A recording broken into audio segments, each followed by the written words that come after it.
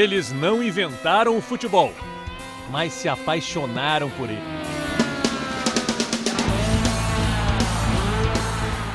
A Alemanha não é conhecida como o país do futebol, mas poderia ser. Um gigante do esporte mais popular do mundo. Uma camisa que pesa como poucas. 3 títulos mundiais, 7 finais de Copa. E que soube mudar o rumo para evitar a decadência. Nos últimos 14 anos, uma espécie de revolução sacudiu o futebol alemão.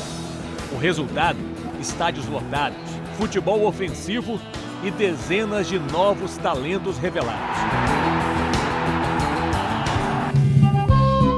Nossa equipe percorreu quase 4.000 quilômetros pela Alemanha. Fomos a 12 cidades para descobrir qual o segredo deles. Porque o país é um dos fortes candidatos ao título. Nossa viagem começa nas origens disso tudo. Uma pequena cidade no norte da Alemanha, Braunschweig. Foi aqui nesse pátio, no fim do século XIX, que um professor alemão chamado Konrad Koch trouxe da Inglaterra uma grande novidade. Uma bola e regras de um esporte diferente. Foi assim que, numa escola, nasceu uma das maiores escolas do futebol mundial. Naquela época, em 1874, a ginástica era o grande esporte na Alemanha. E o professor Konrad Koch quis mudar isso. O diretor da escola hoje, Manfred Wildhagel, conta que ele foi perseguido. A sociedade alemã achava o futebol algo menor. Ele mostra o livrinho de bolso escrito por Koch, com as regras do futebol que depois foram adaptadas às oficiais feitas pelos britânicos. A saga de Konrad Koch foi retratada no filme Lições de um Sonho. Sem saber, aquele professor, no fim do século XIX, iniciou algo que passaria a fazer parte da identidade cultural do povo alemão.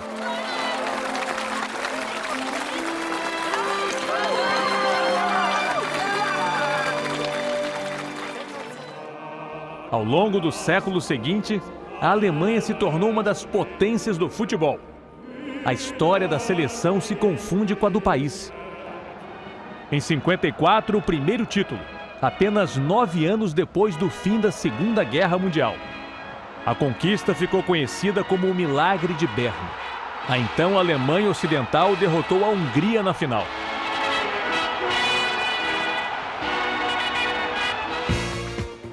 Em 74, o bicampeonato em casa.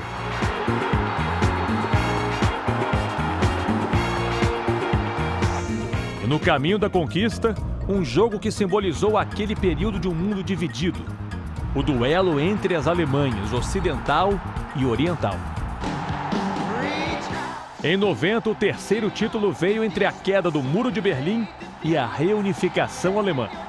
O futebol assumiu um papel de orgulho, de reintegração.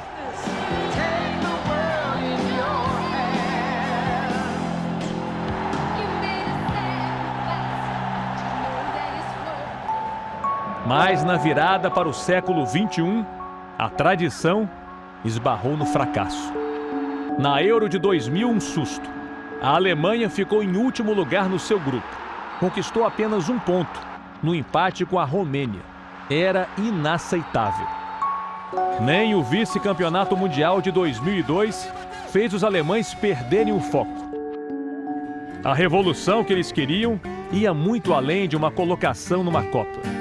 Sabiam que havia muito a ser feito. Nascia o Programa de Desenvolvimento de Talentos. Fomos até a sede da Federação Alemã em Frankfurt. Nos corredores, as fotos traduzem a preocupação dos alemães. Reverência ao passado, mas sempre olhando para o futuro. Todo jogador da seleção hoje, de alguma forma, passou pelo nosso projeto. Alguns foram descobertos com 11 ou 12 anos. Outros, um pouco mais velhos. Müller e Schweinsteiger, do Bayern, e Schürrle, do Chelsea, são só alguns exemplos. Tudo passava por como educávamos nossas crianças, como educávamos nossos técnicos. Vimos que outros países nos passaram, eram melhores. Tínhamos que investir na base. São vários pontos. O primeiro, os clubes. Os que participam das primeira e segunda divisões devem ter equipes de base a partir dos 9 anos. Este é o Hoffenheim, clube que virou referência no desenvolvimento de jovens jogadores. São 3 centros de treinamento na cidadezinha de apenas 3.000 habitantes. Tem investimentos ousados, como o Futebol Nauta. O Futebol Nauta foi criado para melhorar a pontaria e o reflexo dos jogadores. Eu estou aqui nesse campo artificial, cercado por 4 máquinas. Ao som de um sinal, uma delas lança a bola e eu tenho que tentar acertar onde acendeu a luz verde. Parece fácil, mas é meio complicado, viu? Ainda mais para quem não é jogador de futebol como eu. Opa, lá vem mais uma. Quase acertei. Mais uma aqui. Opa, acertei um. Mas não basta ensinar futebol. A escola faz parte do projeto. Todo clube deve garantir até o ensino médio de seus atletas da base. Esse colégio público tem convênio com o Schalke, um dos times mais populares do país. Já formou 250 jogadores, entre eles 2 titulares da seleção, o meia Özil e o goleiro Neuer. As carteirinhas escolares deles estão expostas no mural, como um prêmio para a escola. As categorias de base melhoraram muito, a federação soube trabalhar bem com os clubes. Mais e mais jogadores jovens foram surgindo e chegando à seleção. Esse é o homem que comanda o programa de talentos. Frank Wormuth, técnico da seleção Sub-20. Ele explica que foi mudada a filosofia de treinamento na base. Antes, o menino mais baixo seria logo descartado. O físico era mais importante. Agora, vão em busca do talento. Para isso, além dos clubes, a federação conta com 366 pontos de apoio espalhados pelo país. Como esse, na cidade de Kemmen. Uma vez por semana, garotos da região são orientados por técnicos da federação. Aqui, os alemães usam o que tem de melhor, a disciplina, para garimpar talentos. 2 Sechsergruppen. O futuro do futebol alemão tratado com carinho, sob os olhares dos pais. O menino que se destaca é convidado a entrar para o projeto. Fica numa espécie de internato da bola. Tem vaga para as meninas também. Dormem aqui de segunda a sexta. Escola de manhã e futebol à tarde. Tudo bancado pela federação. De Kemmen, partimos para Barzinghausen, próximo a Hannover. Um povoado, numa área agrícola. E até aqui, a busca por talentos está presente. A Federação Alemã criou o projeto DFB Mobil. São 30 carros como esse, que viajam pelo país para pequenas cidades, longe dos grandes centros. A ideia não é só procurar novos talentos, jogadores, e sim formar técnicos, criar novos professores, capazes de seguir a mesma filosofia da seleção principal. De dentro do carro sai tudo o que é preciso para um treino. São 4 pessoas para montar a atividade. A cada semana, o carro da federação vai a 3 lugares da região para uma sessão de 2 horas. São 120 aulas em um ano. Repare que quem fala é um professor bem jovem. Tobias Feldman tem só 20 anos. Ele disse que quer ser professor de educação física e depois técnico, quem sabe um técnico do campeonato alemão. A Federação Alemã tem apostilas que ensinam que tipo de atividade deve ser feita com crianças de todas as idades. Há uma escola de técnicos. São 1.300 treinadores em categorias de base em toda a Alemanha. Formação de professores, formação de jogadores. E quando os meninos crescem um pouco, já disputam campeonatos. Esse é um jogo do alemão Sub-17. Bayern de Munique contra Augsburg. Ambulância, venda de ingressos, placas da federação, placar. Mesmo só com os pais presentes, há a sensação de que é um jogo para valer. Dos 15 aos 21 anos, o jogador tem um campeonato nacional para disputar, por pontos corridos durante o ano todo. Com isso, a cada fim de semana, há dezenas de partidas por todo o país. Desses campeonatos surgem revelações. Uma delas tem sangue brasileiro. Léo Bittencourt, de 21 anos, nasceu na Alemanha. O atacante do Hannover é filho de Franklin, ex-jogador do Fluminense e do Bragantino, que se transferiu para o futebol alemão na década de 90. Desde os 17 anos, Léo é convocado para as seleções de base da Alemanha. É observado constantemente por alguém da federação. Quando fui convidado para a seleção da Alemanha, sub-17 também, sempre tem os olheiros, né, que vão ver os jogos quando tem jogador na seleção. Para ver os jogadores também, para ver como é que ele está no campeonato, se ele está bem ou não, para a próxima convocação, né? Eles acreditaram nas divisões de base, as seleções, e com isso estão plantando estão colhendo o que plantaram, né? Não só nos campos, mas nas arquibancadas. Com mais talento, o produto oferecido ao torcedor é melhor. A média do campeonato alemão nos últimos 6 anos foi superior a 40 mil por jogo, a maior da Europa. O que coloca a Liga Alemã como o segundo campeonato com maior presença de público do mundo, seja qual for o esporte. Só perde para a NFL, a Liga de Futebol Americano. Nos treinos, um contato próximo com os torcedores. Os clubes fazem atividades abertas, não só a sócios, mas a qualquer um. Basta chegar, entrar e curtir. Em silêncio, para não atrapalhar, como nesse treinamento do Bayern. No Hannover, a cena é ainda mais surpreendente. Jogadores vão para o campo lado a lado com torcedores. Aumentou a venda de tudo relacionado ao futebol. Camisas, produtos licenciados e mais. Segundo pesquisa feita pela Universidade de Economia e Direito da Alemanha, a seleção é a instituição com maior credibilidade no país, à frente do parlamento, dos partidos políticos, igrejas e polícia. 90,5% dos alemães se declaram torcedores da seleção e 80% apoiam o estilo de jogo, que é bem diferente de outras épocas.